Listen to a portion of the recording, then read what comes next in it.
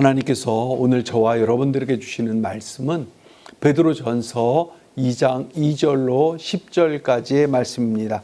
제가 가진 성경 신약 378쪽에 있습니다. 신약 378쪽에 있습니다. 모두 일어서셔서 한 절씩 교독할 때에 제가 먼저 봉독하도록 하겠습니다. 갓난 아기들 같이 순전하고 신령한 젖을 사모하라. 이는 그로 말미암아 너희로 구원에 이르도록 자라게 하려 함이라. 사람에게는 버림받아 되었으나 하나님께는 택하심을 입은 보배로운 산돌이신 예수께 나아가 너희도 산돌같이 신령한 젖을 가지고 예수 그리스도로 말미암아 하나님이 그에게 받으신 신령한 제사를 주의 거룩한 제사장에 드리라. 성경에 기록되었으되 보라 내가 택한 보배로운 모퉁이 돌을 시온에 두노니 그를 믿는 자는 부끄러움을 당하지 아니하리라 하였으니 그러므로 믿는 너희에게는 보배이나 믿지 아니한 자에게는 건축자들이 버린 그 돌이 모퉁이의 머릿돌이 되고 또한 부딪히는 돌과 걸려 넘어지게 하는 바위가 되었다 하였으니라. 그들이 말씀을 순종하지 아니함으로 넘어지나니 이는 그들을 이렇게 정하신 것이라. 그러나 너희는 착하신 도리요 왕 같은 제사장이요 거룩한 나라요 그의 소유가 된 백성이니 이는 너희를 어두운 데서 불러내어 그의 기이한 빛에 들어가게 하시니 아름다운 덕을 선포하게 하려 하시리라. 함께 보십니다. 저희 전에는 백성이 아니더니 이제는 하나님의 백성이요 전에는 긍휼을 얻지 못하였더니 이제는 긍휼을 얻은 자니라. 아멘. 이것은 살아계신 하나님의 말씀입니다. 할렐루야. 오늘은 이렇게 인사하도록 하겠습니다. 기대되시지요? 나는 하나님의 소유입니다. 그렇습니다. 저와 여러분들은 하나님의 소유된 백성입니다. 그러니까 우리는 하나님의 소유이기 때문에 내 것이라고 나를 주장할 수 없는 인간들이지요. 그럼에도 불구하고 내 것이라 주장하면서 하나님을 믿는다라고 하나님을 섬긴다라고 하면 그것은 무엇인가 잘못되어도 크게 잘못된 어떤 이런 사실이라고 할 수 있습니다. 참 우리 기독교가 다양한 스펙트럼의 그 모든 사회 환경들을 소화하고 그리고 그것을 품으면서 나가기 위해서는 참 많은 것들이 필요한데 그 중에 제일은 사랑이겠지요. 그러나 그 사랑이 있으면서도 제일 먼저 기준이 돼야 되는 것이 있는데 그것은 바로 성경입니다. 하나님께서 우리에게 무엇을 말씀하고 있는지 그 진정한 뜻이 무엇인지 이거를 알지 못하면 그냥 기복신앙으로 그냥 그렇게 흘러버리고 만다라는 것이지요. 우리 대한민국이 어떻습니까? 인구 4천만일 때 기독교 인구가 1,000만이 돌파한 그런 나라였습니다. 그런데 지금은 굉장히 많이 이렇게 쪼그라들었지요. 그럼에도 불구하고 사람들이 기복신앙적인 어떤 이런 믿음을 아직도 많이 갖고 있습니다. 기복신앙이라고 하면 하나님은 나를 복 주시는 분, 그리고 내가 이렇게 기도하면 이루어 주시는 분. 옛날에 우리 선조들이 정한수 떠놓고 그렇게 기도했던 것처럼 그렇게 가서 기도만 열심히 하면 모든 것을 이루어 주셔야 되는 분, 이렇게만 우리는 생각하고 있지 않은지 우리는 돌아봐야만 합니다. 예수님께서 이 땅에 오셔서 계속해서 말씀하신 그것은 바로 너희가 나에게 열심히 기도해라, 내가 들어줄게, 이런 말씀은 단 한마디도 하지 않으셨습니다. 그분께서 계속해서 공생의 기간에 하신 말씀은 하나님 나라입니다. 그 예수 그리스도 그분을 위해서 제사를 드려라, 예배를 드려라 라고 하는 말이 있으면, 성경에 그런 말이 있으면 찾아서 저에게 알려주십시오. 저는 찾지를 못했습니다. 아직도. 그래서 누군가 그렇게 얘기하면 찾아보라고 권면합니다. 성경에서 찾아서 나 좀 그런 대목 있으면 알려주라고. 예수님은요, 한평생 공생의 내내 말씀하신 것이 하나님 나라입니다. 그 하나님 나라가 그냥 죽으면 우리가 가는 그 나라가 아니라 이 땅에서 이루어진 그 나라, 이 땅에서 우리가 만들어져 가야 하는 나라, 우리가 이 땅에서 서로 실현해야 되는 나라, 물론 완전하지는 않지만 그것을 맛보는 그런 나라, 그것을 계속해서 예수님께서는 말씀하셨습니다. 요즘처럼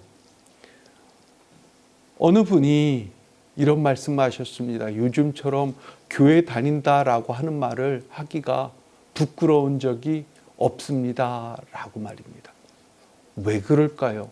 왜 이런 말씀들이 서로 하는 사람들이 많아질까요? 그것은 바로 성경에 근거하지 않으면서 성경 말씀대로 살려고 하는 그 몸부림이 적기 때문입니다.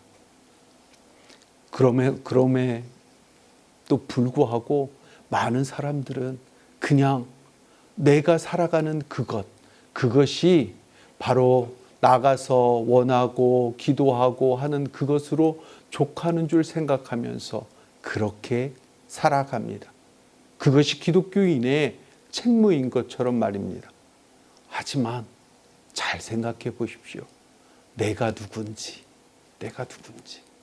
여러분들의 정체는 무엇입니까? 여러분들의 정체성은 어디에 있습니까? 그것을 바로 오늘 본문에서 말씀해 주고 있다라고 하는 것입니다. 그것을 우리가 본문에서 무엇라고 말씀하시는지 깨닫고 그대로 살아가려고 몸부림치는 것. 물론 저도 다 되지 않습니다.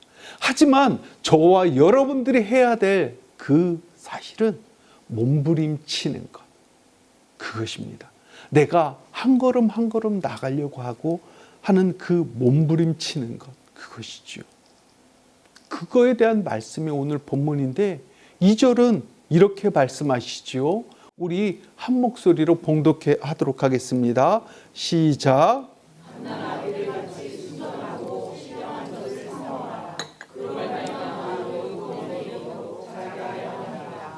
아멘. 여기서 보면 갓난아기라고 이렇게 되어 있기 때문에 우리는 착각할 수 있습니다. 무슨 착각이요? 초신자들을 얘기하는가 보다 하고 말입니다. 그런데요, 여기서는 이 어린 아이, 갓난아기, 어린 아이, 이것을 이야기하는 것은 뭐냐면 초신자들이 아니라 어머니의 젖을 갈망하는 그 자세, 이것에 대한 은유적인 표현입니다. 여러분들 꼭 어린아이뿐만이 아니라 여러분들 동물의 세계 같은 거 이렇게 보시죠. 요즘에는 쇼츠나 어떤 이런 것으로 동물에 대해서 자주 표현돼서 이렇게 나옵니다. 그러면 그 어린 강아지가 엄마 젖을 갈망하지요. 그리고 모유라는 것은 또한 중요하기도 합니다. 동물의 왕자라고 하는 그 사자들도요, 정말 어미의 젖을 먹지 않는 그런 사자는 존재하지 않습니다. 얼마만큼 어미의 젖을 그렇게 갈망합니까? 그렇게 갈망하는 갓 태어난 어린 아이처럼 그렇게 하나님의 말씀을 갈망하는 자세를 가져야 된다라고 이렇게 말씀하고 있습니다. 사랑하는 성도 여러분, 저와 여러분들이 이 자리에 있는 것은 일단 하나님께서 부르시는 그 부르심이 있기 때문에 이 자리에 있습니다. 하지만 저와 여러분들이 정말 마음 자세를 내 가슴을 치고 또 치고 하면서 해야 되는 그 자세는 뭐냐면 하나님의 말씀을 갈망하는 그 자세를 가져야 된다라고 하는 것입니다. 왜냐하면 그 말씀이 나를 살리는 그런 말씀이기 때문입니다. 그래서 3절에는 이렇게 말씀합니다. 너희가 주의 인자하심을 맛보았으면 그리하라 라고 말입니다. 이것은 뭐냐면 베드로 사도가 시편 34편 8절에 그 말씀을 인용한 것이지요. 여기 보면 너희는 여호와의 선하심을 맛보아 알지어다 라는 이 말씀을 따서 너희가 주의 인자하심을 맛보아 알지어다 라고 이렇게 말씀하고 있는 것입니다. 저와 여러분들이 예수 그리스도를 영접할 때 분명히 이 대답을 합니다. 주는 그리스도시요 살아계신 하나님의 아들입니다 라고 말입니다. 그런데 여기서 이런 고백을 할 때 우리는 하나님의 선하심과 인자하심을 맛보기 시작합니다. 그런데 이런 어떤 것을 지속적으로 맛보지 못한다라고 하면 그것은 끊어지게 마련이지요. 어린 사자가 어미의 젖을 지속적으로 맛보지 못하고 뜨문뜨문 맛보거나 끊어졌을 때 그 어린 사자는 생존을 하지 못합니다. 얼마나 그 사모하는 마음으로 그 생명에 대한 그 애착을 가지고 어미의 젖을 그렇게 갈급하게 갈구할까요? 그렇듯이 우리에게도 그 영적인 생명을 바라보면서 그렇게 나가야 한다라고 말씀하고 있는 것입니다. 이런 전반적인 말씀이 뭐냐면 오늘 4절서부터 10절까지에 있는 그 내용의 말씀입니다. 그래서 우리가 감당해야 될 그 사역, 그 본질, 그리고 그 과정에서 우리가 유념해야 되는 것이 무엇인지 그렇게 말씀해 주고 있는 것입니다. 우리가 사역을 할 때 감당해야 될 그 첫 번째는 산돌이신 그리스도와의 교제를 계속해야 한다라고 하는 것입니다. 우리 4절의 말씀을 한 목소리로 봉독하도록 하겠습니다. 시작.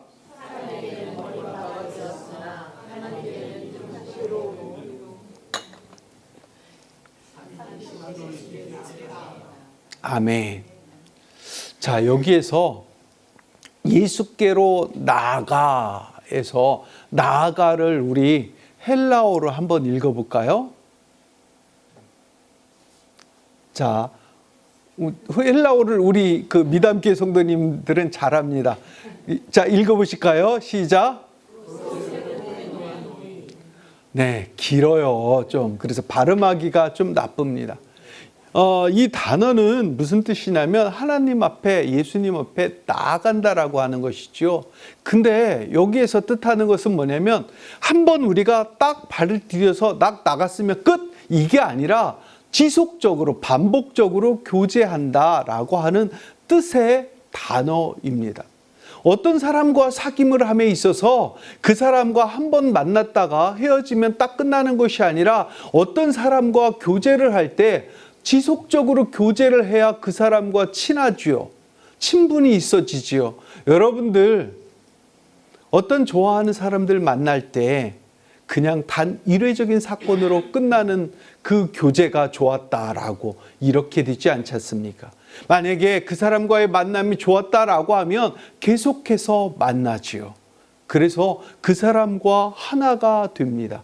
결국 결혼하게 된다라고 하는 것이지요. 그 과정에 대한 단어, 그것이 뭐냐면 이 예수께로 나아가라고 하는 이 단어의 원래 뜻입니다. 그래야지 신령한 집으로서 세워지는 그 일이 된다라고 하는 것이지요.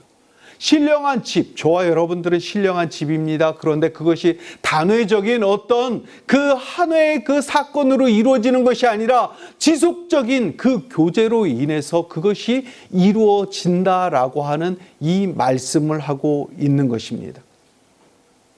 성도가 우리 주님께 나아가서 교제를 계속할 수 있는 이유는 그분이 우상처럼 거짓 신이 아니라 산 소망이 되시는 살아있는 그 말씀 자체이시기 때문입니다.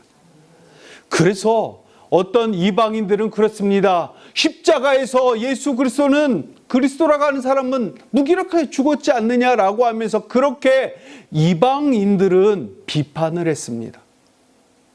그러나 어땠습니까? 종국에는 예수 그리스도 그분을 하나님께서 들어서 존귀하게 사용하시지 않았습니까?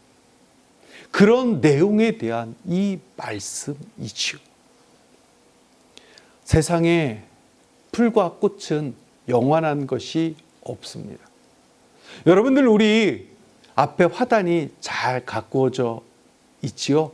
그리고 앞으로도 점점 그것을 귀하게 생각하는 분들로 인해서 아름답게 가꾸어질 것입니다. 그렇죠?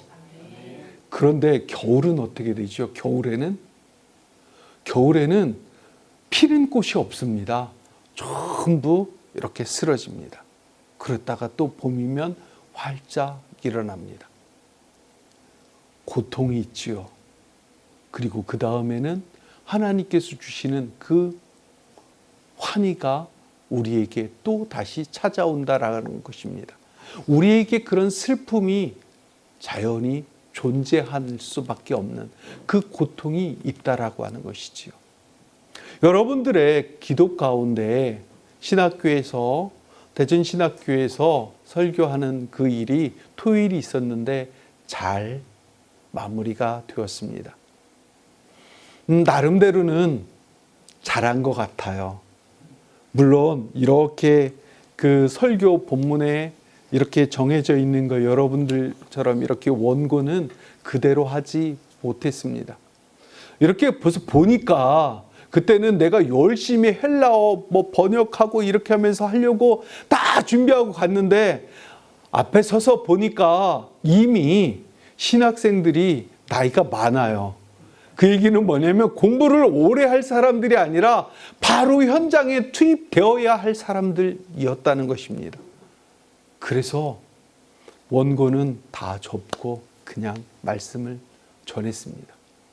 전하는 그 가운데 제가 마지막 여러분들에게 항상 마지막 때 이렇게 하는 그 멘트 있죠. 말씀을 마무리하겠습니다 라고 하는 데서 이 말씀을 전했습니다.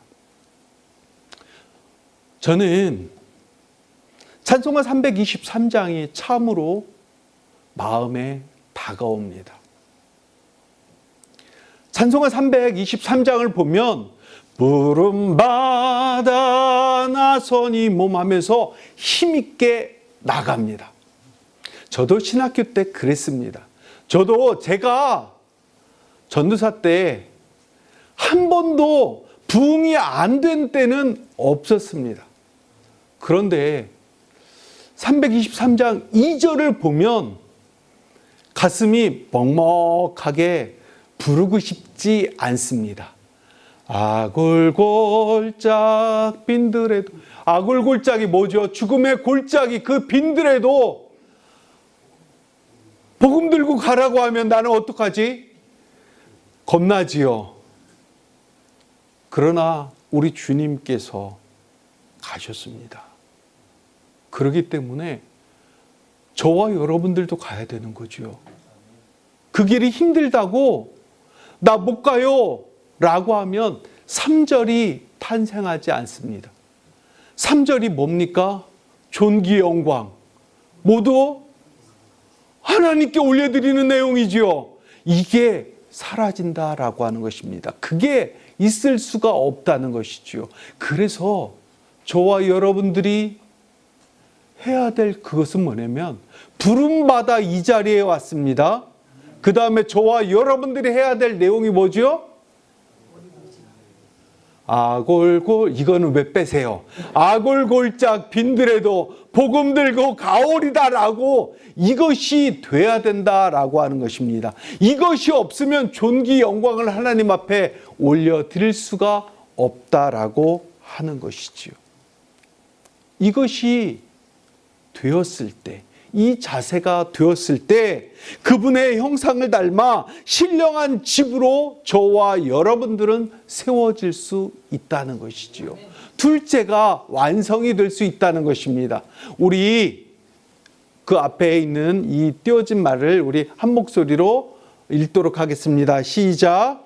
그분의 형상을 닮아 신령한 집으로 세워져야 합니다. 네, 그분의 형상을 따라서, 그분의 본체를 따라서 저와 여러분들은 세워져야 한다라고 하는 것입니다. 우리 5절도 한 목소리로 봉독하도록 하겠습니다. 시작. 너희도 상돌같이 신령한 집으로 세워지고 예수 그리스도로 말미암아 하나님께 받으실 신령한 제사를 드릴 거룩한 제사장이 되리라. 아멘. 여기서 보면 신령한 집으로 저와 여러분들이 세워진다고 이렇게 말씀하고 있습니다. 신령한 집이라고 하면 구약에서는 원래 성전을 가리켰죠. 그런데 지금은 뭐죠? 지금은 교회요? 아니요. 교회는 그냥 건물일 뿐입니다. 교회는 미담교회라고 하면 무슨 뜻이냐면 저 앞에 우리 미담교회 쓰여져 있죠. 미담교회는 그냥 미담교회의 사람들이 사용하는 거처입니다 라고 하는 뜻입니다. 그러면 이 교회는 무엇이냐? 바로 저와 여러분들이 교회입니다. 저와 여러분들이 신령한 집이 되어야 된다라고 하는 것이지요. 그게 바로 이 말씀인 것입니다. 그러면 성경에서 뭐라고 말씀하실까요? 진짜일까요? 우리 히브리서 3장 6절을 한 목소리로 봉독합니다. 시작.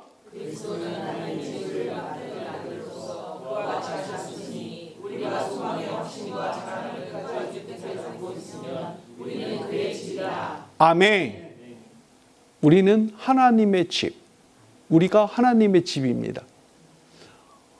그러므로 저와 여러분들의 이것은 그냥 아무것도 아닌 사람이 아니라 내가 지금 돈이 없어도, 내가 고난에 처해 있어도, 힘들어도, 나약해져도, 내가 시험을 잘못 봤을지라도, 누구와 비교하면 아무것도 아닌 것처럼 보일지라도 저와 여러분들은 하나님의 성전인 것입니다. 바로 신령한 집이라는 것입니다. 그래서 저와 여러분들은 소중한 존재예요. 다른 어떤 것과도 바꿀 수 없는 그런 소중한 존재라고 하는 것입니다. 구약에서는 동물을 하나님 앞에 바쳤습니다. 그리고 지금은 뭐를 바칠까요? 지금은 찬양, 하나님을 영화롭게 하는 찬양, 그리고 내 몸과 물질과 내가 가진 전부를 하나님께 바치는 것, 그것입니다. 어떻게 보면요, 구약보다 더 많은 것을 내가 부여받음으로 인해서 더 많은 것을 바친다라고 하는 것이지요. 그러므로 인해서 나는 존귀한 자가 되었다라고 하는 것입니다. 이것을 기억하는 것, 그것이 중요하다는 거지요. 우리 본문 7절을 한 목소리로 봉독하도록 하겠습니다. 시작.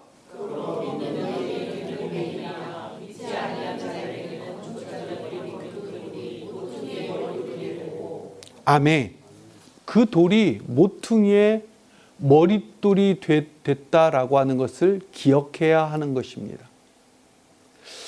머릿돌이라고 하면 뭐냐면 네모나게 돼서 이게 언제 이렇게 세워졌다라고 하는 그것이 머릿돌이지요. 그리고 모퉁이돌이라고 하면 모퉁이에 이렇게 각을 세워서 집안의 틀을 만들어주는 그 틀을 만드는 것이 모퉁이돌입니다. 이 모퉁이돌이 있으면요, 이렇게 벽면이 무너져도 또 거기에다가 세워서 이렇게 세울 수 있습니다. 그런데요, 모퉁이돌을 이렇게 보면 모퉁이돌에 이렇게 지나가면서 걸리는 사람들도 있다라고 하는 것이지요. 그 사람들도 있기 때문에 시험에 드는 사람들도 있고요. 그리고 예수 그리스도를 그냥 죽은 자라고 이렇게 하는 사람들도 있다라고 하는 것입니다. 인정하지 않는 사람들도 있다라고 하는 것입니다. 그러므로 저와 여러분들이 꼭 기억해야 될 그 사실은 모퉁이 돌이신 예수 그리스도 그분을 기억하고 그분의 말씀에 순종함으로 하나님께 진정한 그 영광과 찬양을 올려드리는 그런 존재로 살아가야 한다라고 하는 것입니다. 그래서 베드로 사도는 본문 9절에서 그렇게 살아가는 분들을 향해서 이렇게 말씀합니다. 당사자들이니까 당사자들에 대한 그 말씀을 뭐라고 말씀하시는지 우리 큰 목소리로 봉독하도록 하겠습니다. 시작. 그러나 너희는 택하신 족속이요 왕 같은 제사장이요 거룩한 나라요 그의 소유가 된 백성이니 이는 너희를 어두운 데서 불러내어 그의 기이한 빛에 들어가게 하시니 아름다운 복을 선포하게 하려 하심이라. 아멘. 여러분들의 정체가 대단하신 분들이지요. 그래서 옆에 있는 여러분들이 간혹 저처럼 이렇게 머리가 조금 없을지라도 존귀한 사람이야, 존귀한 분이야, 하나님의 성전이야 라고 이렇게 칭해줘야 한다는 것입니다. 요즘엔요, 뭐라고 세상이 가르치냐면 세상의 중심은 바로 너야, 내가 제일 중요해 라고 하면서 이렇게 가르치는 세상입니다. 그러니까 하나님이 중요한 것이 아니라 바로 세상의 중심은 너야 라고 하는, 그래서 이 포스트 모더니즘을 지나가면서 그것이 더욱더 강해지고 있지요. 구약 시대를 지나가면서 그때는 제사장들이 특권을 누렸습니다. 대단한 특권입니다. 그래서 지금 이렇게 보면 제사장들의 어떤 그 권위로 막 이렇게 이야기하는 그런 분들도 있습니다. 하지만 그때와 지금과는 양상이 조금 다릅니다. 어쨌든 구약 시대의 제사장으로의 특권은 그들만 누렸습니다. 하나님과 인간의 그 중재를 하는 이런 특권 말입니다. 그런데 신약에 들어와서는 그 중재자가 되시는 분이 예수 그리스도 그분입니다. 그러니까 제사장직은 예전에 집례자 어떤 이런 것뿐만이 아니라고 하는 것입니다. 그러니까 이스라엘이 제사장의 나라로 불려졌던 그 의미에 대해서 우리는 명확하게 알아야 한다는 것입니다. 제사장으로 불려졌던 의미, 우리 그렇게 얘기하지 않습니까? 제사장의 나라, 이스라엘 제사장의 나라라고 말입니다. 그런데 이 말은 무슨 말이냐면 이스라엘 안에 나타나서 그리고 역사하시고 그리고 하는 어떤 이 모든 이 하나님을 소개하는 자로서의 역할, 기억하시겠어요? 다시 한번 말씀드립니다. 이스라엘이 제사장의 나라라고 이렇게 불려졌던 것은 이스라엘이 모든 것을 집례하고 어떤 다 이렇게 하는 어떤 이런 나라라고 하는 뜻이 아니라 이스라엘이 제사장의 나라라고 이렇게 됐던 것은 하나님의 역사하심을 소개하고 그리고 그것을 다른 사람들에게 알려주는 것, 그것이 바로 이스라엘이 제사장의 나라라고 하는 것이지요. 그러면 지금 제사장은 누구일까요? 지금 이스라엘의 제사장처럼 제사장은 누구일까요? 바로 저와 여러분들이라는 것입니다.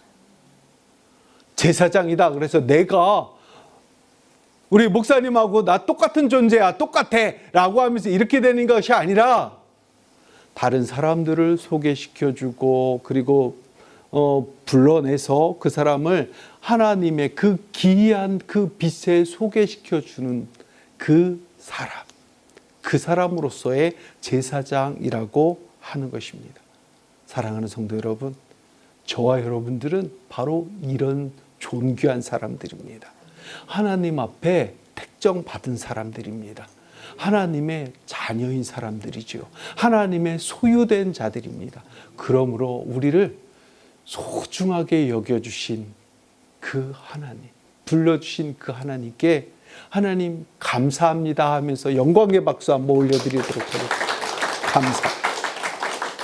말씀을 마무리합니다. 노벨상을 탄 그 사람들이 있는데 특이하지 않습니까? 노벨상을 탔어요. 여기에 알버트라는 이름이 두 사람이 있습니다. 알버트란 사람이. 한 사람 뭐냐면 알버트 까뮤라는 문학가입니다. 그리고 다른 한 사람은 알버트 슈바이처입니다. 생긴 거는 조금 다르게 생겼죠. 한 사람은 정말 문학가처럼 생겼습니다. 그리고 한 사람은 또 의사처럼 이렇게 생겼네요. 알버트 슈바이처. 둘 다 독특한 이력을 가지고 있습니다. 그리고 재능들이 굉장히 많았던 사람들이지요. 알버트 까뮤라는 이 문학가는 1958년에 노벨 문학상을 탔습니다.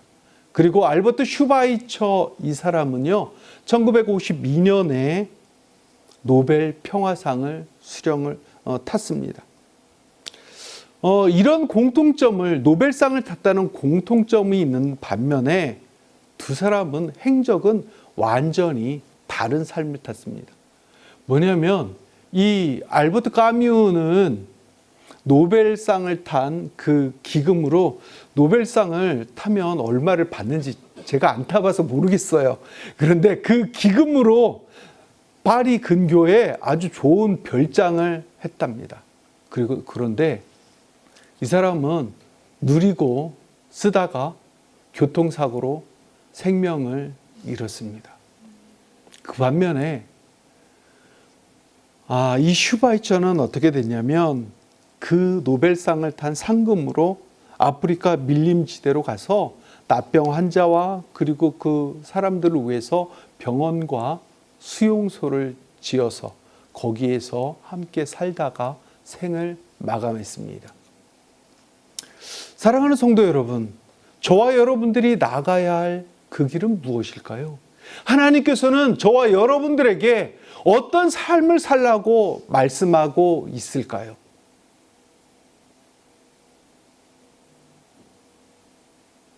굳이 결론을 내지 않아도, 굳이 말하지 않아도 여러분들은 마음속에 울림이 있을 것이라 라고 생각합니다. 그 울림대로, 하나님 주시는 그 말씀대로 그렇게 삶을 살아가는 저와 여러분들 모두 되시기를 주님의 이름으로 축복합니다. 기도하겠습니다. 사랑과 은혜 하나님 감사합니다. 우리는 엄마의 젖을 사모하는 갓 태어난 아기처럼 순수한 젖인 주님의 말씀을 사모하는 삶을 살지 못했습니다. 이제부터는 먹어서는 안 되는 세속적인 음식들을 전부 거부하고 철저하게 금식하는 자가 되게 하여 주옵소서. 모든 육체는 풀과 같습니다. 그 모든 영광은 풀의 꽃과 같습니다. 풀은 마르고 꽃은 떨어집니다. 그러나 뜨거운 숨결이 묻어나는 우리 주님의 말씀은 영원토록 있습니다. 순전한 젖인 그 주님의 말씀을 시시때때로 사모하는 예수의 사람으로 살게 하여 주옵소서. 예수님의 이름으로 기원하옵나이다. 아멘.